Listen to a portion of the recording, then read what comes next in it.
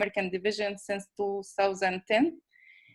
Dr. Claudio served as a pastor in various places and conferences throughout the United States and other positions. And he holds a Doctor of Ministry degree in Family Ministry from Andrews University. Dr. Pamela has an Adventist education background, and she holds a PhD degree in leadership also from Andrews University. Dr. Claudio and Dr. Pamela, they have a rich background in family ministries, and they are very passionate about building a strong and healthy marriages and families for God's kingdoms. They have two daughters, Diana and Hadassah, and two sons-in-law, Gregory and Andrew. I had the great privilege and honor to meet them in person several times and work with them. I enjoy reading their books, especially Help I Am a Parent also. And it's a very valuable book, and I'm sure that you will enjoy and be blessed by their seminar tonight. Thank you so much for accepting the invitation, and thank you so much for joining us tonight despite your very busy schedule. And I hope that very soon we can invite you in person and here in our union. Feel welcome, and thank you so much again, and may the Lord richly bless all what you are doing for His glory. Thank you. We're delighted to be able to be with you and to be able to speak to our brothers and sisters in Lebanon via technology. It truly is a blessing today. We had to cancel all our trips just to be here with you at this time. But we're glad that we could cancel everything, every appointment we had everywhere in the world, we canceled just to be here. Thank you so much. We're very thankful that we had this opportunity, and we would love to one day visit Lebanon. We were in Jordan earlier this year, and so we got to see just a little bit of the union, but we would love to see more of it. And Lebanon is one of those places that we hope to one day see. You know, in fact, my Greek teacher in college was the famous G. Arthur Keogh, who was, I believe, taught there at the university, or maybe even started the university. I'm not even sure.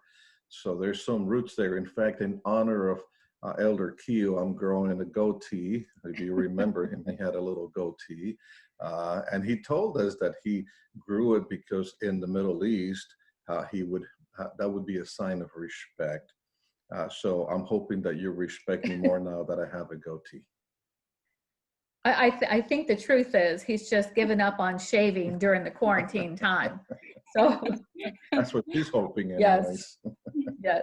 So welcome to our home. And once again, we're delighted to be with you as we talk about parenting during what is a very challenging time, isn't it?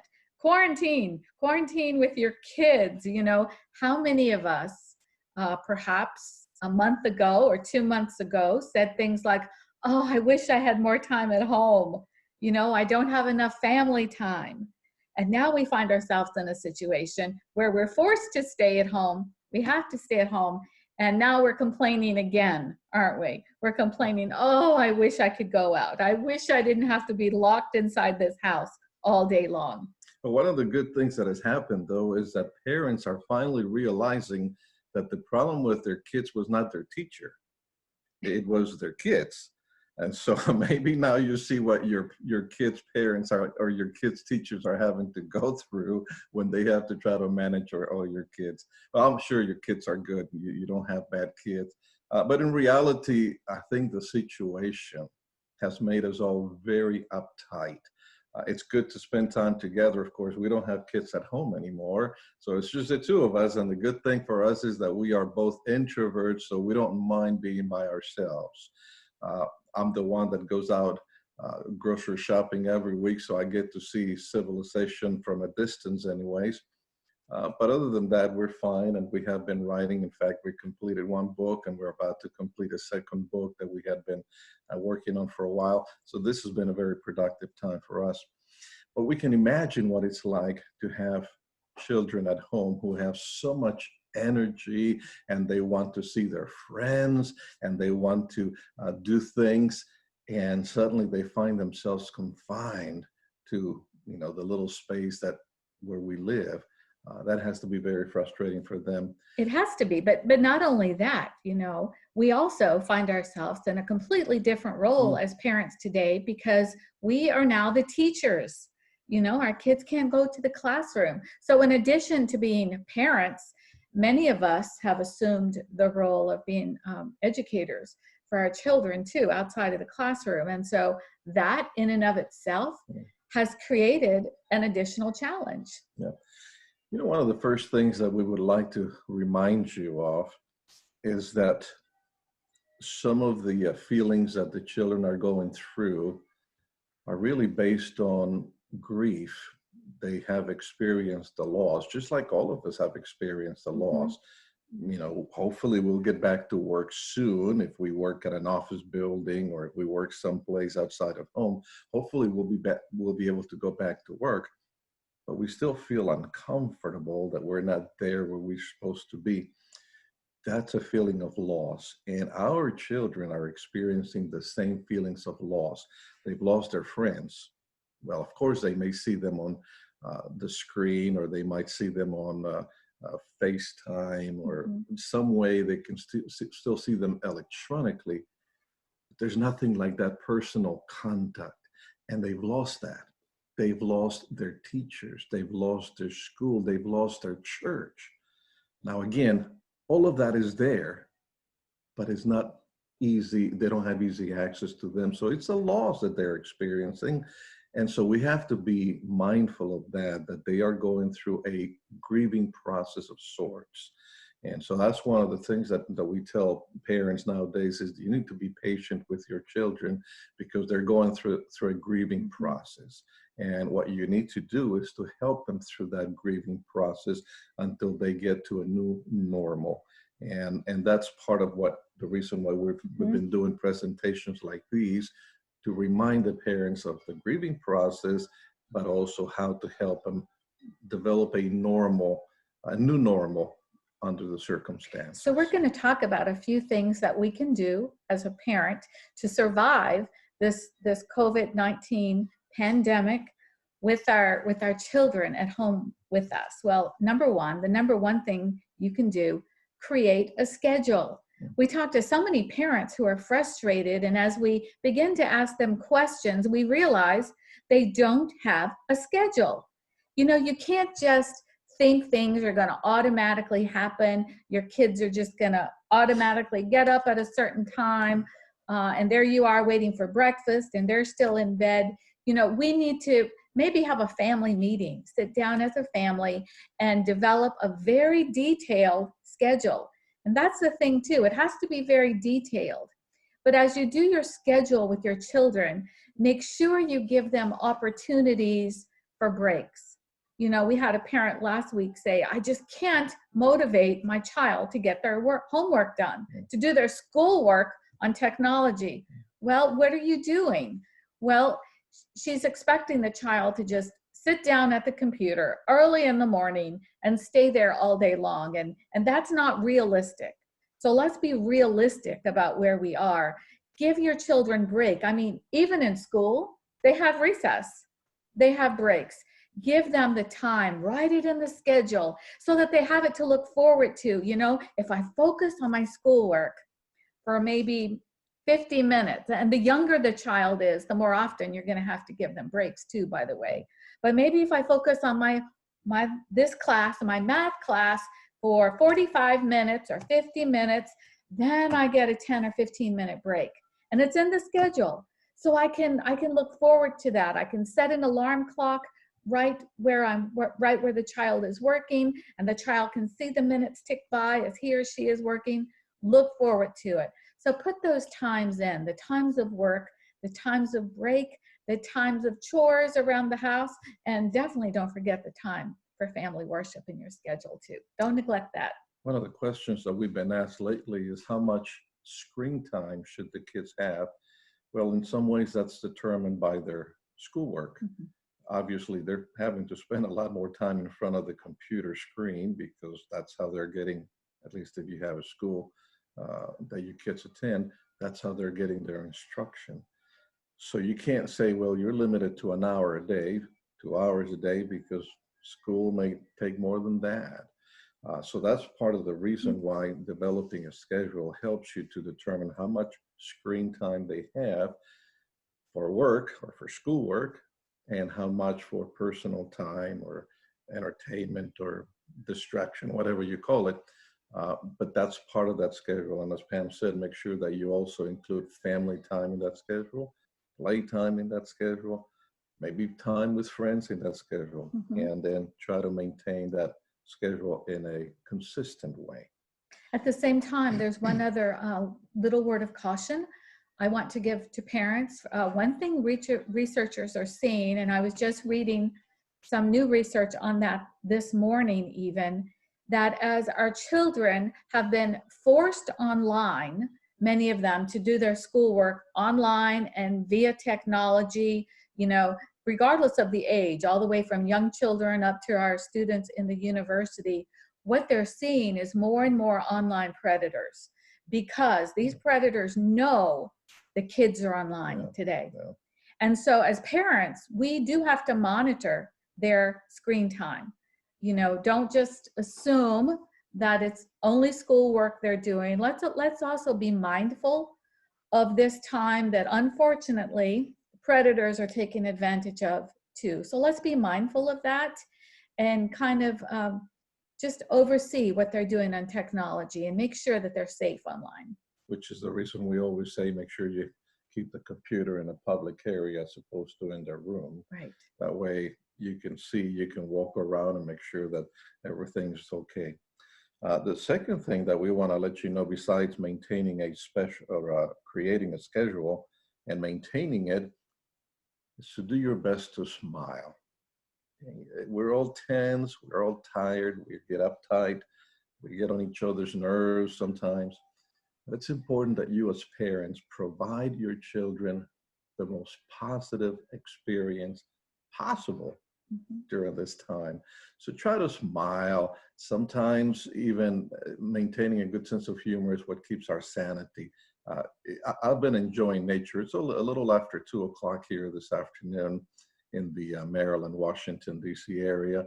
And I made some friends in nature, a couple of squirrels that come out here in the morning. I feed them some nuts and seeds. And now we have some cardinals and we have even a couple of rabbits. And so now we're having a good time making friends with the animals that we have in the city. And we even post videos on Facebook about the animals, and then we get responses. It's our way of saying, hey, we need to laugh a little, we need to smile a lot through this difficult time. Because if all that your children see is a frown on your faces, this will be a horrible experience. Hopefully, 6 months, a year, sometimes so many years from now, as they look back, they'll say, well, that was a pretty crazy time, but I'll tell you what, at least we had fun at home, we had smiles at home, we had a good positive experience at home. That's more important even than making sure that they do everything exactly right. And here where we live in the state of Maryland in the United States, we are not even allowed to visit our neighbors. So there's been a mandate issued that we cannot go to another house. So, but you know what? It's amazing how much joy the little squirrels have that have come to our doorstep. So yeah, find things to smile about. I mean, my husband has even named the animals. Oh yeah. He's named a squirrel and he talks to the squirrel. So sometimes if I'm in another room of the house and I hear him talking, I know that he's talking to Charlie the squirrel because he's named the squirrel, his squirrel friend, Charlie. So well, it could be Charlene. Charlene's his wife. That's right. Charlie and Charlene. Yeah. So, but make sure you find the little things to just laugh about and talk about, and things that your kids can look forward to each day, the smiles that happen around your house. I watched a video this morning about all the positive things that are happening in nature because of the quarantine that we are going through. The air is cleaner. Some animals that hadn't been seen in a long time in some areas suddenly are beginning to emerge. So maybe where you are in Lebanon, I don't know what it's like, but maybe you can take advantage of that. And from your home, you can still observe some of nature and make it an interesting experience, a fun, enjoyable experience for the kids, in spite of the fact that we are all confined to the space of our home. And so number 1, create a schedule. Number 2, smile. And number 3, minimize or filter the information for your children. If you have the news on all the time, your children are going to be exposed to sometimes very negative news that is scary to them, information that they don't understand because of their age. So let's make sure as parents we protect them from some of the negativity that's happening today in the news. We have to be aware of the age that they are and make sure it's age appropriate. So especially for young children, the scary news of all the deaths, the pictures of the hospitals being overflowing with patients, or the morgues, those aren't things that our children, our small children, should be exposed to all throughout the day. So let's make sure that we carefully monitor what we have on the news for them to see. And I shouldn't say just for them, but for ourselves, because the more that we watch the news, it gets more discouraging and more depressing and more scary for us as well. We ourselves watch very little news anymore for many different reasons. But one of them is, if you're so focused on the news all the time and it's bad news, then it can get you down.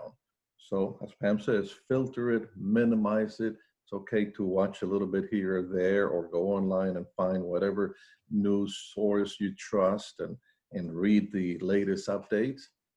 But then set it aside and live life. Don't just focus so much on that bit of life that you become depressed and discouraged. And number 4, have fun together. You know, we talked about smiling, but in addition to having the right attitude and smiling, number 4, have fun means to just play games as a family. Enjoy that family time. We've seen, you know, depending on where you live, depending on what your house or apartment looks like, we've seen families who are actually doing campouts in their backyard. Or in the living room. Or in the living room, actually, yes. Or having picnics, you know, right outside their door or their balcony. Have a picnic in a different bedroom in the house, just for a variety, a variation. Mm-hmm. I mean, talk about something your kids would look forward to. If you said, you know, maybe on Wednesday night, we're gonna have a picnic. Where can we have a picnic, Mom? The parks are closed. We can't go to the park. Oh, but we could still have a picnic. And you can make it really fun and get the kids in on the planning the meal, I mean, you know, kids would make paper flowers to put in the park in your house. So if you really make it a family activity, what can we do to make our picnic look like, you know, name your favorite park that you are missing the opportunity to go to, and then turn your living room into that park with the help of your kids, making animals or making their favorite tree or making flowers. You know, those opportunities are just endless for us as parents if we just take the time. And that's the key. They're going to take time. They're going to take time and effort on our part. But wow, think of the memories. Think of the family memories you'd be building. Yeah. And again, remember the age of your kids and what's appropriate for them. I saw a parent who built a complete obstacle course in their home, and they even had like masking tape showing the direction that they were supposed to go in and all that. Or if you have a driveway where you can use chalk to do what do you call this? The hop and skip thing, the hopscotch. Hopscotch. There you go. I was mainly for girls, not for boys, but I saw them doing it. The point being, hey, you can make that obstacle course even with kids jumping over the furniture, which they're not supposed to do all the time. But hey, this is an exception, so now they can jump over the furniture and they can go around the table, and make it fun and exciting for the kids. Again, that's the important key element that we want to emphasize over and over again. I'm thinking of Jared and Katie, who have more than a couple of kids, you know, because they took the commandment to be fruitful and multiply very seriously. So you have to make sure that you make it appropriate for each one of the kids, depending on their age, but they're still young enough that I think all of them can participate together anyways. Here's another idea, which is a very important one, and is to take care of your body. Someone said that a number of things are going to happen in a few months. One, we're going to have a lot of births. A lot of people are getting pregnant and will be pregnant until obviously they give birth in a few months. The second thing that we're going to see as a result of this is a lot of divorces, and that's the sad part. In fact, we even had a question at one of our presentations online of a lady saying, what do I do? I had intended to divorce my husband, and now I'm here forced to be in the house with him. So how do I handle this? Of course, we said, praise God, you got the opportunity and the time to rebuild your marriage. So thank God for that. But the sad thing is that we are probably going to see more divorces happening. But the other thing that is going to happen as a result of the quarantine is that a lot of people are going to have a very difficult time fitting through the door because they're eating too much and not taking good care of themselves. So make sure you take care of yourselves and of your children. Watch what you give them to eat. Make sure that you exercise. In fact, you can get involved in a family exercise time. If you want to lift weights, pick up your kids. If you're very strong, pick up your husband or your wife, you know, whoever you want to lift up there. That way you can use your muscles. But again, make it enjoyable and fun for everybody so that when the quarantine is over, you will not have gained a lot of weight, hopefully none, and instead you will be nice and healthy and strong. You know, I walk, should I tell them? I walk 2 hours every morning. I have a treadmill, and so I spend 2 hours walking every morning. I don't have any appointments, and it gives me time to read and to pray and to think. And then I can go on the rest of the day, because if I didn't, I probably have to be taken out of here in a forklift. You know, because I do enjoy eating. That's why I would look forward to going to Lebanon and enjoy some good food there. So if I don't watch my exercise program and how much I eat, I would probably be a lot bigger than I am now. But you know, we tell people the reason I'm a little bigger than some people is because a friend of mine told me that it's harder to kidnap fat people. And so I'm just staying like this for my safety. No, I'm kidding. I do need to lose weight, and that's why I'm working on it. Exercise 2 hours a day. So the point for that one is we need to take care of ourselves, because we're not going to be able to be good parents and take care of our kids if we don't take care of ourselves, and then be that model for our children as far as exercise. Yes. So the next point after that one is make sure that you're connecting and that your kids are connecting with others. You know, I don't know about there in Lebanon, but here in the United States, we have consistently heard the term social distancing. And we don't agree with that term. We think that terminology is wrong, that it should be physical distancing. We need to keep a physical distance away from others, but we need to maintain the social contacts. And so as parents, that's one thing we can help facilitate for our children, whether it's them talking online to their friends, or, you know, we told you that we aren't allowed to go to neighbors' homes here in our state. But the other day, what happened, we were sitting here at home and our doorbell rang, and we thought, who is that? Because no one's allowed to come to our home.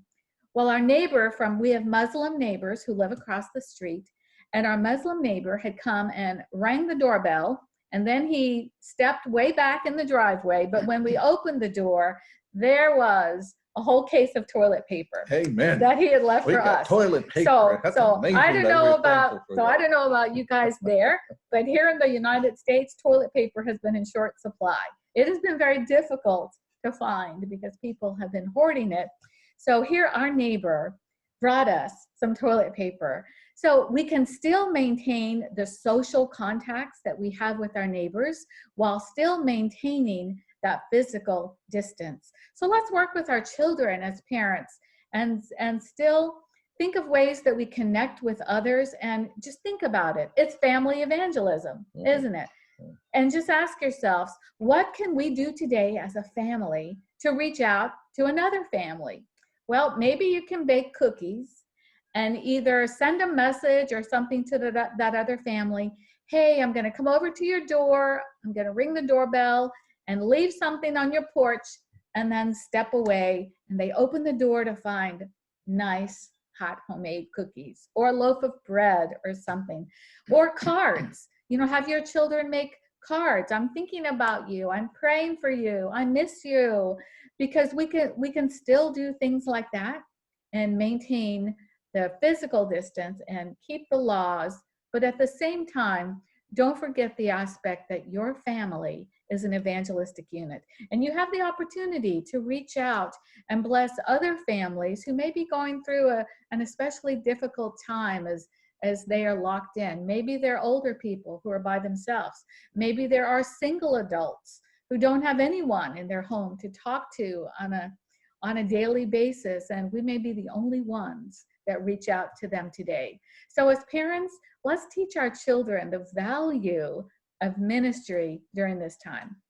We have had a very good relationship with our neighbors that Pam mentioned. They are Palestinian Muslims. They're delightful, beautiful people.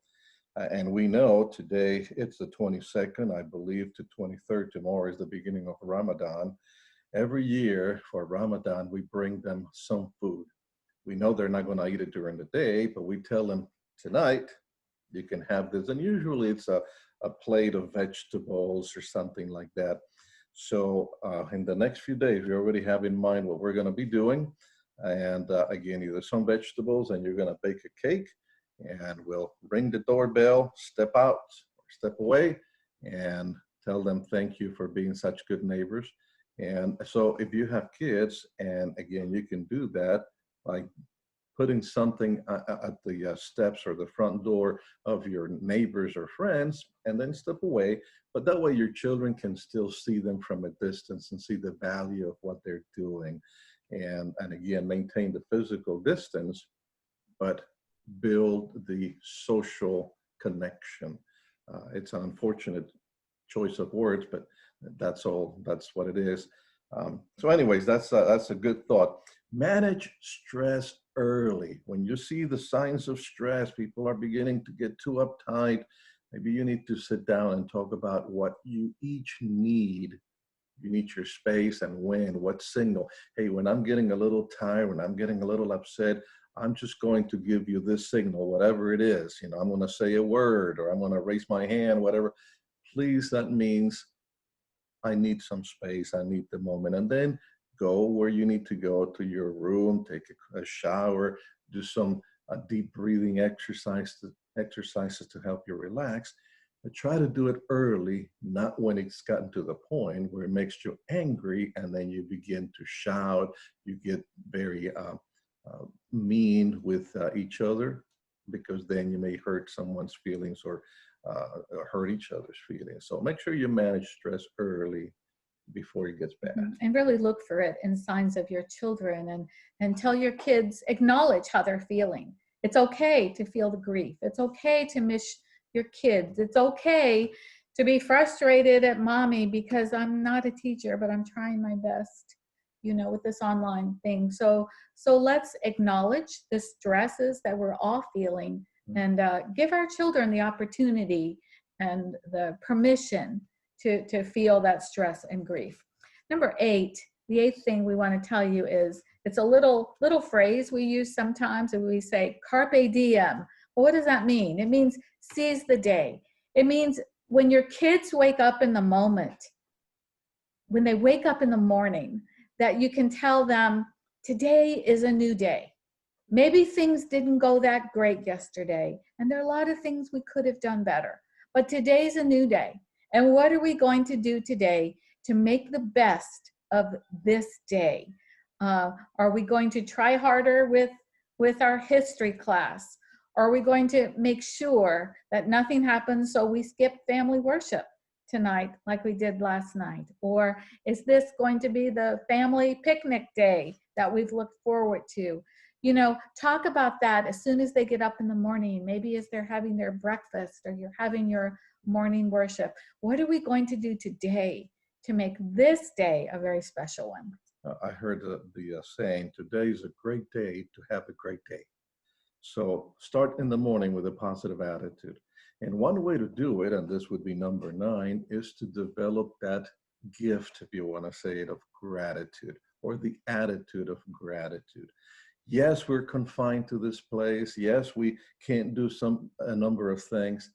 But what can we be thankful for? One of the things that we tell parents, and really everybody, is to remember to put things into the proper perspective. So we've been here at home now for, I believe it's 5 weeks, since at the office they told us we couldn't go to the office. So for the last 5 weeks, we have been at home, no travel, no meetings outside of the home or anything. And sometimes we feel again like, man, when is this going to be over? But then I remember a young girl by the name of Anne Frank. You probably remember the story of Anne Frank. She and her family lived in the Netherlands. When the Nazis came over, took over the Netherlands, they began to round the Jewish population. And of course, Anne Frank and her family were Jewish, but in the building where they worked, they had an attic, and the people that worked there were very loving and kind Dutch people, and they protected them by hiding them in the attic. Not only the Frank family, but other families and some other individuals all packed into this little attic. I've been there. I know it's not a huge place. And for almost 2 years, they were in that attic. At least we can go outside and enjoy the sunshine and the fresh air. It's a windy day today. I don't know if you can hear the chimes a little bit outside the door, outside our door. We can go out there and enjoy the fresh air and the sunshine, and we can even look at our neighbors from across the street and say hello. They couldn't do that for almost 2 years. So maybe remind them of that story. Maybe you can read that story together to help them understand that while we don't have everything we want right now, we don't have the freedom to go places and to see friends and family, there are many things that we can be thankful for. So help them develop that attitude of gratitude for the small things and for the big things. And again, begin in the morning. We had breakfast. We're together. We have health. This morning we had our staff meeting for the North American Division on Zoom, and learned of 3 people, 3 of our staff members who lost loved ones. One of them, her father, another one, her mother, another one, a sister-in-law. They all died of the virus. And so at least we still have life right now. We have each other. What else do we have to be thankful for? And every time that you have that opportunity, help them to remember to be grateful for what they have. And number 10 that we want to share with you, the last thing, and probably the most important of all the things, is as a family, as parents, don't neglect daily family worships together and prayer.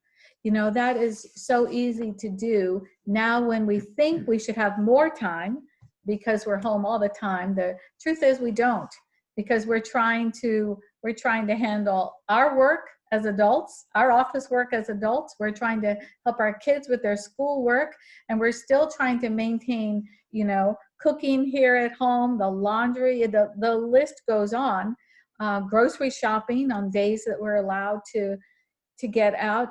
And it's so easy to let the family worship and the prayer slide. You know, if something has to slide, if something doesn't fit in our schedule, it's so tempting that that's the thing we take out.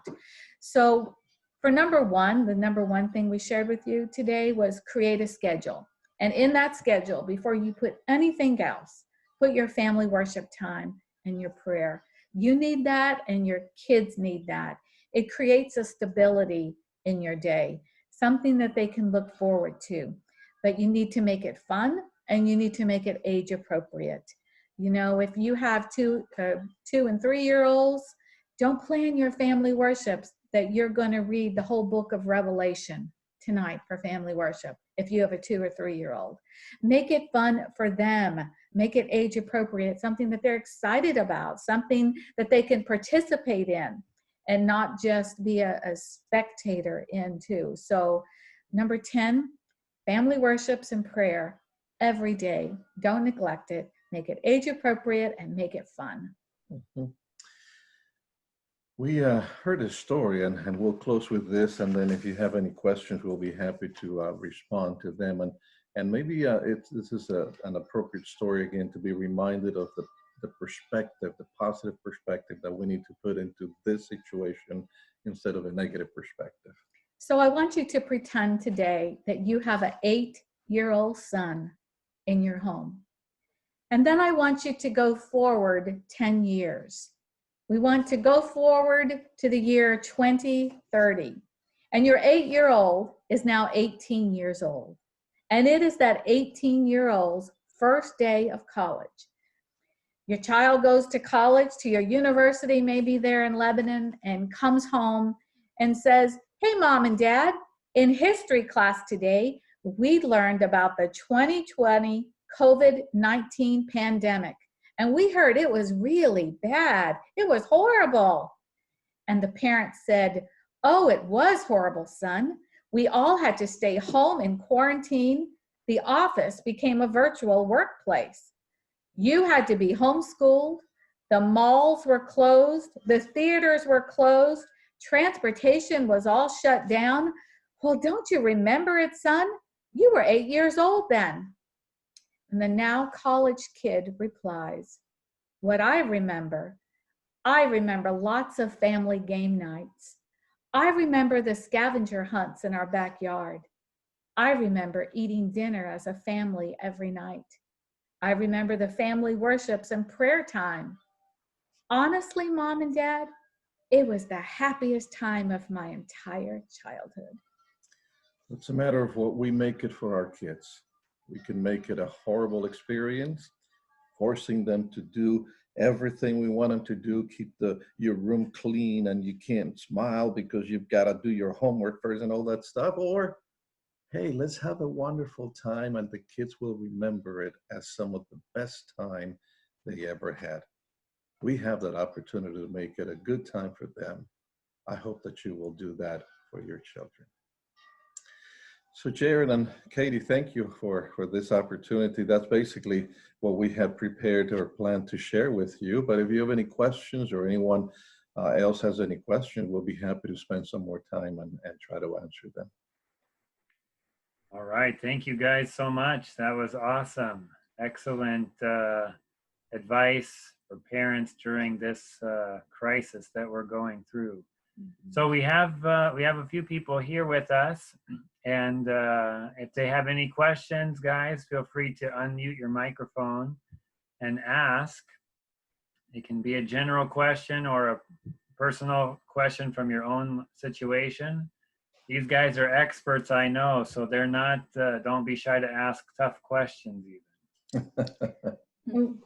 We could take questions on parenting or marriage or any family questions that you have. If we can't answer them, we'll pass them on to Jared and Katie. Or them all.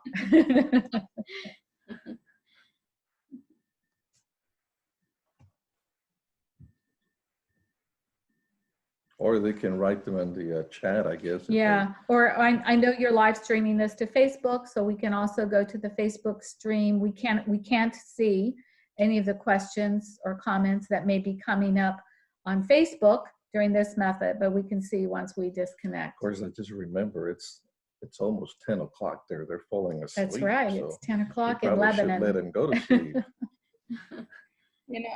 Thank you so much for the seminar. Actually, when you read in the news that the rate of abuse and family in general, and for children or for both genders, Yes. it's really increasing very high. So it's very sad to read this and to hear this, and it's not on one country, it is all over the world. Yeah. So if you can advise the parents or the family in general to how to deal with this, or You're right. That is a worldwide issue that we're seeing on the rise. The issues of domestic violence with between spouses and child abuse. And I think what research is showing is it's not something new. This was an underlying issue. But the fact that we're all now locked inside of our houses for 24 hours a day has only made the situation worse. Has only made, you know, what already was an abusive situation becomes even more so. And so as leaders, as professionals, we need to make sure that we provide the resources that are available within our local jurisdictions, that we have those readily, that we post them on media, because even during times of lock-ins or times of quarantine, abuse is not acceptable. Abuse to children or abuse to your spouse. So we need to be providing local resources of numbers to call, or whether it's a number to call for the local authorities or shelters to go to. We need to make sure we provide that. And that's one of the reasons we talked about identify stress early or deal with stress early. There's something else that you can do. Again, give each other time and space. And that's what we talk about, you know, give yourself a signal. I'm getting to the point where I'm a little overwhelmed right now. Please give me that time and space. But also it's good to ask each other, what do you need from me? What can I do to help you? Because I might know, I can tell my wife is upset right now, but I'm not sure what I should be doing. Instead of doing something that may not be the right thing, not at the moment, maybe I should ask her, what do you need from me? And maybe she'll say, can you just take the kids for a walk around the block and give me a half hour all to myself? Or can you take them to another part of the house or the apartment so that I can have my little corner to relax for a few minutes? That might be all that they need at the moment. So instead of waiting until it explodes, ask. Either ask for help or ask how you can be of help to the other person.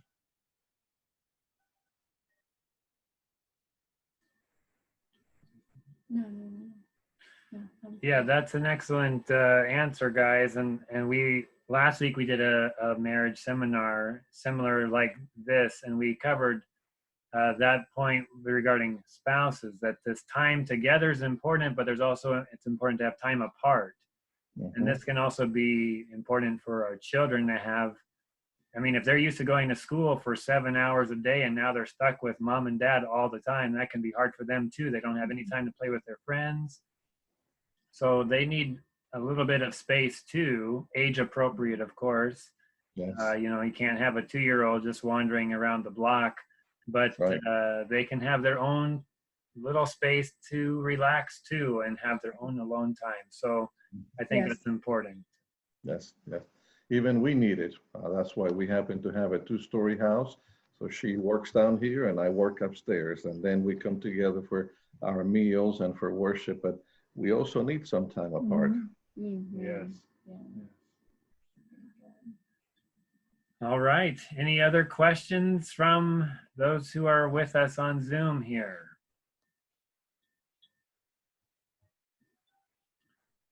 Well, it seems they're being shy with their questions. I guess you covered everything so well, they're just speechless. You know, we'll put this on Facebook, the live. It never was able to connect to Facebook. We're not sure why, but I know a couple of people had some questions about like electronics and cell phone devices and any age appropriate of when it's good to give somebody a cell phone. I know this doesn't necessarily have to deal with COVID, but just in general, do you guys have any thoughts or ideas? Well, technology is a huge issue for parents. And it's something that previous generations didn't have to deal with. And so often when we talk about parents, we talk about the value of leaning on our matriarchs and patriarchs for advice. But when it comes to technology, that's one area we can't, but there are some principles. And here as parents, you know, we tell parents, keep your kids off of technology, limit the technology. Don't give an 8-year-old or a 10-year-old a cell phone. They don't have the brain development to deal with some of the things that come their way. But during COVID, we're telling them get on the computer and get on the technology and do your schoolwork. And that's why, you know, one of the things we mentioned earlier is we need to be so careful with predators online. But when it comes to technology, less is better. The advice from the American Academy of Pediatrics, and I think now even the World Health Organization, is that children younger than 2 should have no screen time whatsoever. No television, no computer, no tablet, no cell phone, no screen. And I think they are finding out, and they are confirming the findings, that it tends to slow brain development, hand-eye coordination, things like that. After 2 years, they can begin to have some experience with screen, but very limited. And so again, you don't just say, okay, now they're 2 years, so here's the phone or here's the computer. No, you have to let them have some time, but very limited. And then again, as they grow, then they can have a little bit more up to a certain time. No television, no computers, no cell phones at night. You know, after, let's say, 8 o'clock, all those devices are off so that you can get ready for bed and have a good night's sleep. So that's what you have to try to do, determine what the need is according to the age and give them that much according to their age. But as Pam said, now, at least the kids that are in school are having to spend a lot of time in front of the computer, but that doesn't mean that they have to have all the other devices as well. And when it comes to a cell phone, I know some parents will say, well, but I want my child to be safe. I want to have access to my child. I want to know that I want to know where they are. Well, if you feel like they need to have a cell phone, that's fine. But we recommend that you don't give them a smartphone.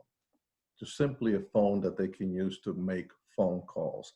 No texting, pictures, and access to the internet, just simply to make phone calls, so that if there is an emergency, there's a need, they can call you or you can call them. Yeah, they don't need to have a smartphone at the age of 8 or 10 or 12 or even 15. It's just too much information, too much access to too many things when they don't have the capacity to make good judgments. So that's the recommendation that we follow. And to make sure as parents that we don't put them in front of the television as a babysitter. I mean, we as families, let's do things that don't involve technology. How much better is it to play a family game than it is to sit and watch a television show together as a family? So let's eliminate the technology from family time together, and let's think of other things that we can do. And one other tip I would tell parents regarding technology: what's not okay for your children is not okay for you. You can't tell your kids that they can't watch a movie, but then as soon as they go to bed, you turn on the TV and watch it. You can't tell your children that it's dinner time, they have to put their computer or iPad away, but then while we're having our family dinner, the phone rings and we answer it. You know, so the parameters and the guidelines we set around technology, they apply to us as parents as well. Yes. Very good, guys. Thank you so much. Let me just, before we have you guys do the closing prayer, I want to do a little commercial, because I picked this up from Advent Source, because Advent Source was making these available for free. Can you imagine? During this COVID crisis, and Advent Source is right here in Lincoln, Nebraska, where we're at.